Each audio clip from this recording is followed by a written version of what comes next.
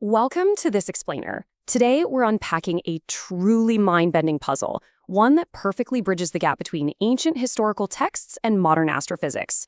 We're going to look at a 1,400-year-old passage and connect it directly to the explosive deaths of massive stars in the deep cosmos. It's a journey that takes us from the incredibly mundane things we interact with every single day, all the way to the absolute outer limits of the universe. So let's get into how this source material connects ancient perspectives right to our modern scientific understanding. Okay, let's kick this off with a bit of a mystery. We're examining an ancient text known as Surah Al-Waqiah.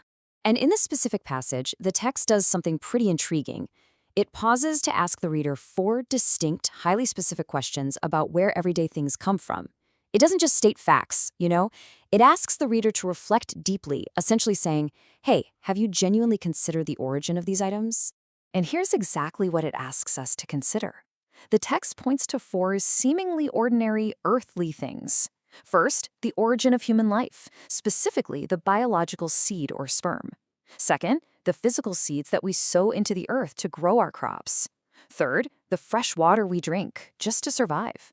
And finally, the wood that we gather to ignite our fires. The passage prompts the reader to really stop and think, where did these 4 fundamental building blocks actually come from? Now, immediately after posing these 4 questions, the text makes a dramatic and honestly very poetic shift. It makes what it refers to as a great oath. The text reads, "And I swear by the falling of stars." And if you know, it is a great oath. But I really want you to notice that crucial condition attached right at the end there, if you know.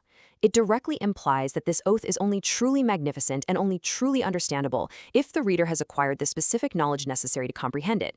Knowing and not knowing are absolutely not equal here.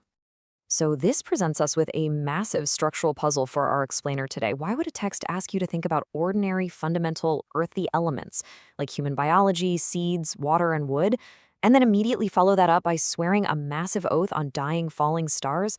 Like, what is the hidden thread that connects a simple piece of firewood here on Earth to a star collapsing in the dark depths of space?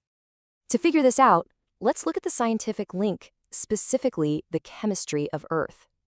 To solve this puzzle, researchers pull our perspective way, way back from our day-to-day lives to examine what these 4 ordinary items are actually made of at a microscopic, molecular level. When we break down that exact chemistry, we see that all 4 of these earthly items are just composed of fundamental chemical elements. The origin of life and the seeds we sow, well, they require a complex mix of heavy elements to form biological structures. The water we drink, that's fundamentally just hydrogen and oxygen bonding together. And the wood for our fires relies heavily on carbon and other trace heavy elements. Every single one of those 4 items is just a very specific, complex arrangement of chemical elements. But hold on a second, the crucial point is, where did our planet actually get all of this hydrogen, oxygen, carbon, and the heavy elements necessary for life? Earth didn't just magic them out of nowhere. Early in the universe's history, you mostly just had basic hydrogen floating around.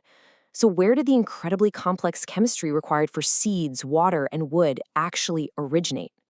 Well, the source material points to modern astrophysics to answer this 1,400-year-old question. The answer? The supernova. A supernova is the explosive, cataclysmic death of a massive star, which violently scatters newly forged elements across space. So when we talk about a falling star in a grand cosmic sense, the ultimate falling or dying of a star is this exact massive explosion. Here's how this cosmic life cycle actually builds, according to the source data. Step 1.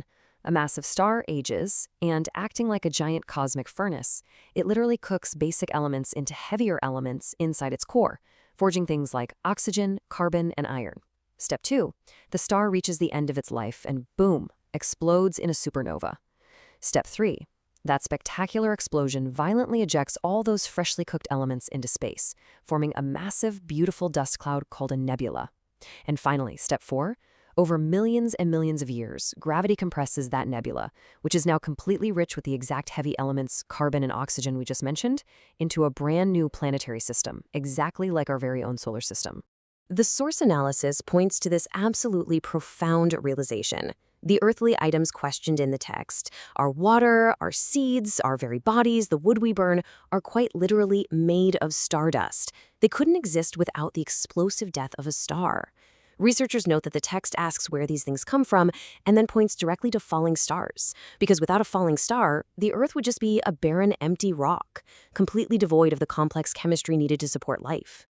Now, let's explore a really fascinating cosmic twist regarding the rarest element. This alone is an incredible scientific alignment between history and astrophysics. But when analyzing this text, researchers noticed a fascinating twist. Why specifically ask about wood? I mean, the origin of life makes sense to ask about. Water is obviously a universal necessity for survival. But why single out wood and the fire it creates? It seems almost too specific, right? Almost too mundane compared to the miracle of human life or life-giving water. To understand why, the researchers suggest we have to look at how we value things on Earth versus how the universe values things. On Earth, we consider materials like diamonds and gold to be our absolute rarest, most expensive treasures. Wood? Wood is cheap. It literally grows in our backyards. But on a cosmic scale, the reality is entirely flipped. In the vast expanse of space, wood is actually the absolute rarest material. Looking at cosmic abundance, our earthly treasures are incredibly common.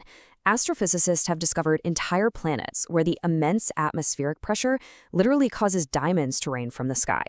Elements like gold and iron are scattered everywhere, forged in massive abundance by those supernovas we just talked about. But wood? Wood is entirely absent. Because to have wood, you need biological, complex plant life. You need a planet perfectly tuned to support a living ecosystem. And this brings us right back to that great oath. The text says, "And if you know, it is a great oath." When we realize that a simple piece of firewood is infinitely rarer in the known universe than a diamond or a chunk of solid gold, for researchers of the text, this realization gives the condition, "if you know," a staggering new weight. The source argues that deliberately pointing out wood elevates the passage to a cosmic scale, connecting the falling of stars directly to the creation of these elements. It really leaves us to marvel at this fascinating structural puzzle. How does a 1,400-year-old question about wood, water, and seeds map so perfectly onto our modern astrophysical understanding of dying stars and cosmic chemistry? Whether you approach this material as a historian, a theologian, or a scientist, the structural alignment of these ideas highlighted in the source is truly captivating. And it begs the ultimate question to leave you with today. What other incredible cosmic realities might researchers find hiding in ancient texts, just waiting for us to finally acquire the scientific knowledge to understand them?